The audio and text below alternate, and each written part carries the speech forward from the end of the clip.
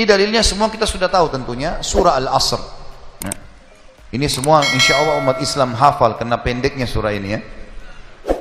3 ayat, surah nomor 103. A'udzu billahi minasyaitonir rajim. Wal 'asr, demi masa waktu yang kalian lalui di dunia. Innal insana lafi khusr. Semua manusia pasti melalui kerugian. Illal ladzina amanu wa amilus shalihat. Kecuali orang yang beriman dan beramal saleh. Itu tidak akan melalui kerugian.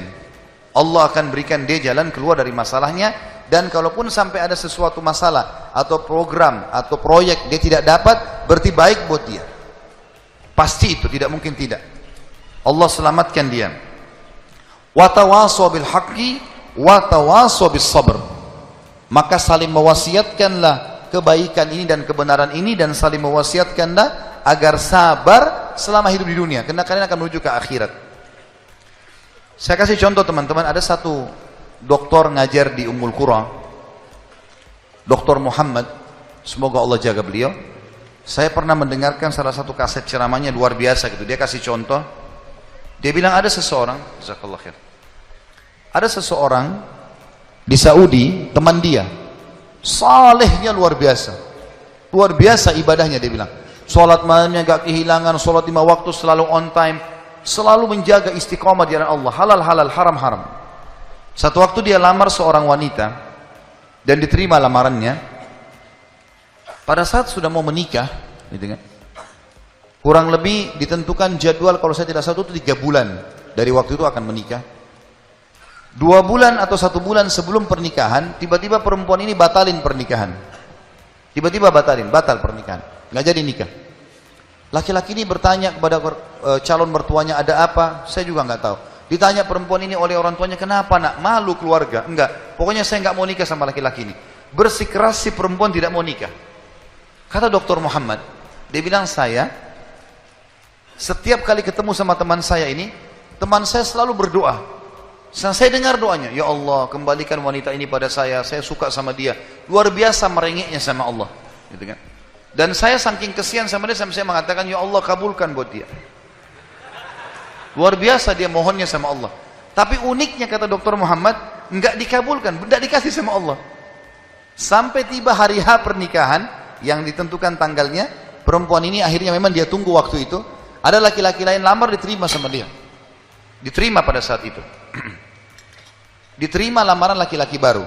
Waktu sudah menikah sama laki-laki itu, si orang soleh ini, temannya Dr. Muhammad, berhenti berdoa.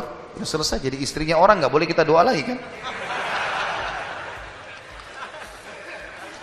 Maka Dr. Muhammad mengatakan, saya justru bertanya-tanya pada saat itu, di mana bentuk kasih sayangnya Allah kepada teman saya? Dia sudah soleh, janji Allah baik, mestinya dia dapat yang dia mau. Kenapa di sini luput? Nah ini yang saya bilang di poin ke-11, Allah selamatkan dari kerugian dan bahaya. Ternyata dia bilang, justru setelah perempuan itu nikah sama laki-laki yang jadi suaminya sekarang, saya baru tahu bentuk kasih sayangnya Allah pada teman saya. Karena ternyata baru sebulan menikah, perempuan ini periksa ke dokter, dia punya sakit di dada sebelah kanannya, maaf di payudara sebelah kanan. Dokter memvonis kena kanker payudara yang kronis, harus dipotong. Sebulan menikah, payudara kanannya dipotong.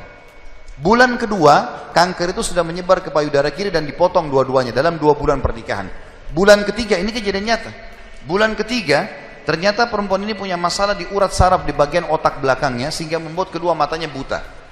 Dan bulan keempat, wanita ini meninggal dunia. Kata dia, Dr. Muhammad bilang, subhanallah, kalau teman saya yang jadi suami dia, maka dia tidak akan menikmati pernikahan. Tapi Allah selamatkan dia dengan caranya. Jadi kadang-kadang ada yang luput dari kita. Kita sudah mohon sama Allah, Allah belum kasih. Kalau Allah tidak kasih, teman-teman, yakin itu baik buat kita. Jangan sangka buruk sama Allah. Sebaliknya, kalau kita minta sesuatu yang besar kepada Allah, tidak ada yang mustahil. Yang penting kita merengek dan manja kepada Allah. Dalam kisah yang lain di Yaman, dan ini sempat kisahnya menghebohkan Timur Tengah, anak muda hafal Quran, matanya buta. Anak ini dari kecil tidak pernah sekolah, dia ditinggal di rumah, tapi orang tuanya panggilkan guru ngaji, dia hafal Quran. Satu waktu umurnya waktu mencapai sekitar 25 tahun, dia berpikir untuk menikah, punya perasaan fitrah manusia, walaupun dia tidak melihat, dia ingin menikah.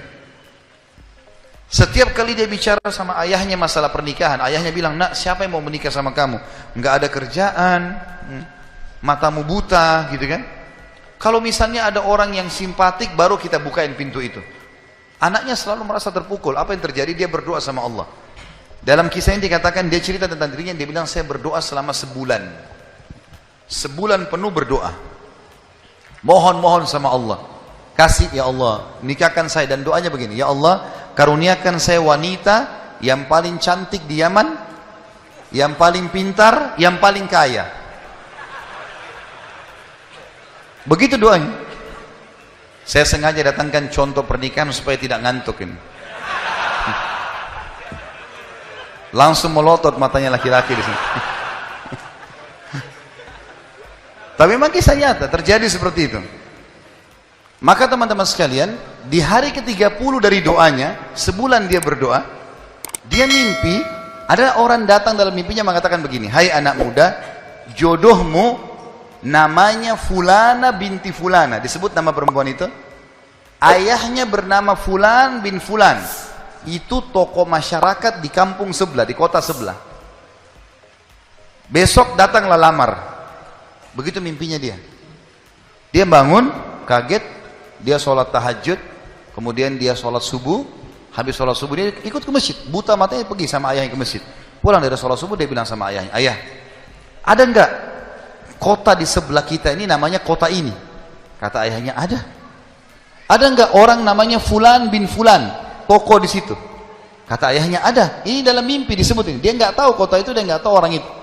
Kata ayahnya, ada. Itu tokoh masyarakat terkenal di sana, orang kaya raya.